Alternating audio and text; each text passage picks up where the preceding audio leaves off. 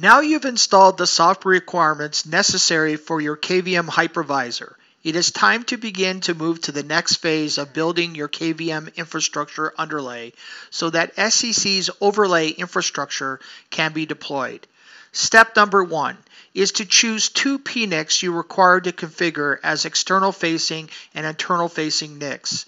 Each NIC will be cabled to your management infrastructure underlay network. Remember to determine how your PNICs are enumerated within your bare metal host. A simple IP addr show will help you. Document, document, document. Remember, the external facing NIC needs to pull software dependencies from the internet. Typically, it will have access to your corporate infrastructure network. The internal facing network will allow intercommunication traffic between your SCC Docker containers and be air-gapped from your infrastructure network. Be careful not to get them confused. Step number 2. Identify which is going to be your private switch underlay network and infrastructure management underlay network. Work very closely with your network administrator so there's no surprises when you're ready to deploy SCC within your enterprise. Configure tag VLANs 4050, 4051, 4053, 4054 on your private switch underlay network. Agree upon an IP addressing strategy. Standalone or HA cluster can be deployed on your KVM hypervisor framework.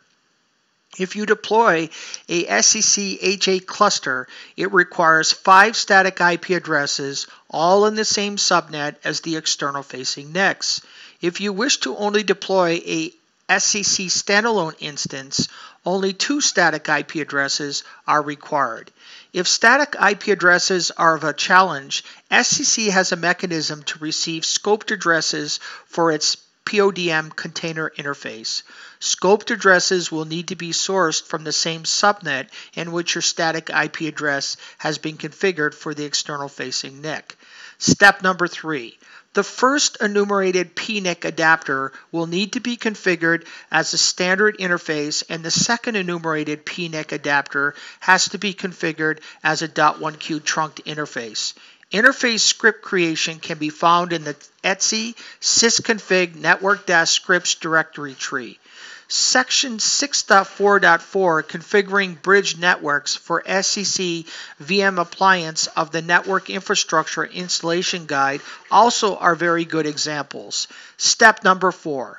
Once you have built your interface network scripts, you will need to begin building your Linux bridges. Linux bridge script creation can also be placed in the /etc sysconfig network scripts directory tree.